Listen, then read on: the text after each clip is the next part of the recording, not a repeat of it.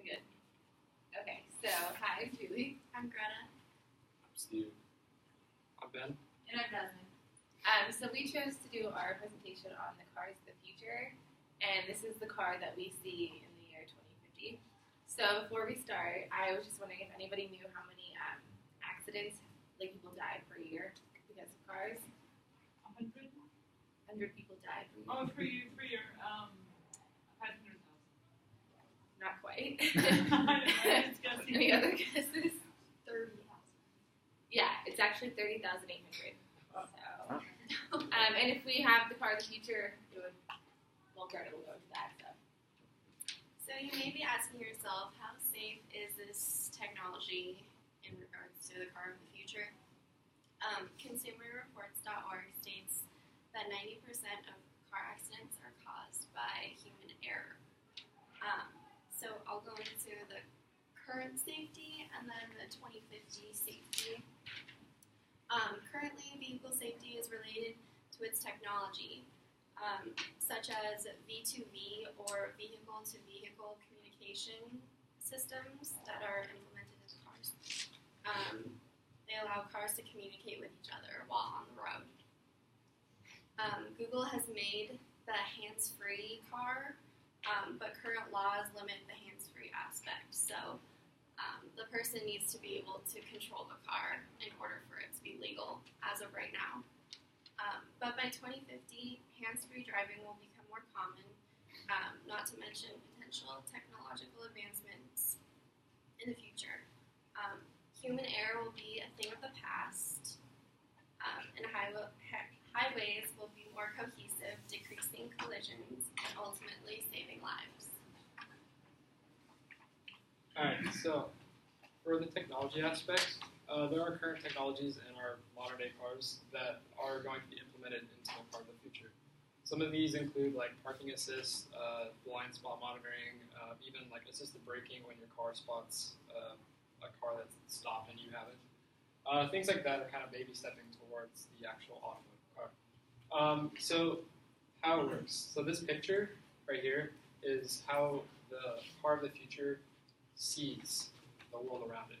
And basically how this works is there's a big laser system on the top of the roof of the car. There's hundreds of lasers that spin around really fast, and you can see it shows it makes a topographical map of where it is and location to the GPS that it has inside the car. So the GPS system allows the car to be like input a destination of where it's going, and then the topographical information shows pedestrians, other cars, traffic flow, stuff like that. So that's the basics of how it's going to work. Now, the question is, why is this car going to be the smartest device that you will have in the future? Well, basically the microchips that are in phones right now are getting smarter. But there's a company, I can't remember exactly the name, they are coming up with microchips that are 10 times smarter than what are used in today's smartphones and are used in supercomputers right now. And this technology is going to be used in the cars of the future, basically to drive the topographical laser systems, the GPS, and all the other technologies that go into it. One of the cool things about these lasers is cars will be able to do something like platooning. What platooning is the ability for cars to be within inches of each other without ever touching each other because of the lasers. So in the highways of the future, you're going to see cars within inches, like bumper to bumper, driving like 75 miles an hour down the highway because they can do that without any human error involved. Okay, so I did the economic benefits of the car, and you guys can go to the website, like if this interests you. It interests me a lot. It's Forbes.com, and I only did some of the things because it goes into great detail on the website. So one of the ones I thought was interesting was crashes sent 2.3 million people to the emergency room and cost them $300 billion every year. And then another one was the official value of statistical life used by the Department of Transportation is $9.2 million. So if autonomous cars save 30,000 lives a year, this is a yearly benefit of $276 billion. It adds up. And so in total, we have $317 billion from fatal crashes, $226 billion for non-fatal crashes, $9 $99 billion in time savings. That's a total of $642 billion in a year welfare that self-driving cars can generate. That's insane. I thought it was crazy, but no. If you go on the website, it'll tell you way more into detail. There's a lot more that'll break down, and it'll tell you why this, why that. But that's Forbes.com, and it's on the references. One more thing about that is the facts are all for the United States only. So the 30,000 people that died is only the United States. And with all these technological advancements, we believe by the year 2050, car accidents will be a thing of the past. Personal transportation will be so much easier and so much more seamless, and you probably won't even need a driver's license. And this is a video of Google's first prototype of a self-driving car.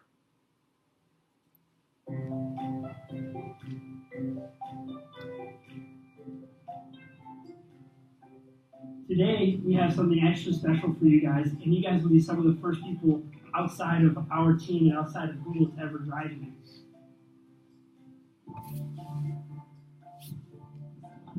Oh, there it is.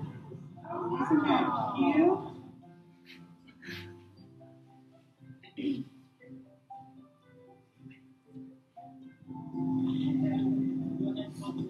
Okay, Annie, here we go.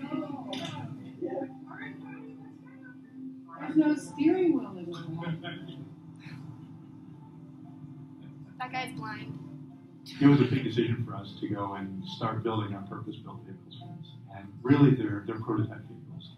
They were a chance for us to explore what does it really mean to have a self-driving vehicle. But in the small amount of time we've been working on it, we have functional prototypes. It's exciting. It's really cool. It was like really kind of a space age experience. Really. You said relax. You don't have to do nothing. It knows when you need to stop. It knows when you need to go. It actually rides better than my own car. Yes. What she really liked was that it slowed down before it went around a curve, and then accelerated in the curve. She's always trying to get me to do it that way. That's the way I learned in high school driving. So if I had a self-driving car, I could spend more time hanging out with my kids or helping them with their homework, even just tending to them, finding out how their day was and not having to wait till you get home and have dinner and all that. So it'll be good. Human feeling of it is very well engineered and it is very smooth. There's nothing that makes you feel the least bit threatened. It's impressive. I'm totally in love with this whole concept. Our lives are made up of lots and lots of little things. And a lot of those little things most people have to do with getting from place to place in order to connect and do things, be with people, go places that they need to go and do things. And so there's a big part of my life that's missing, and there's a big part of my life that self-driving vehicles will bring back to me. This is the first step for us, and it's really exciting to see the progress we've made. The opportunity for people to just move around and not worry about it, it's going to be incredibly empowering and incredibly powerful. I love this.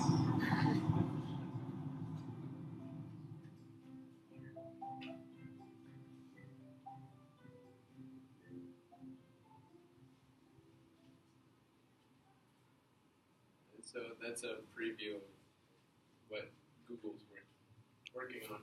And by the year 2050, I'm sure they'll have perfected this technology, and it will be something that everyone uses, and it will make our lives much easier. Are there any questions?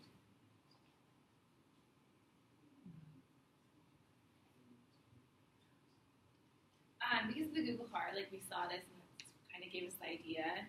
Besides everything we mentioned, there's a whole bunch of other things that this car can do, and it'll eliminate like insurance costs because you won't pay that many accidents. It'll save lives, and we honestly think this is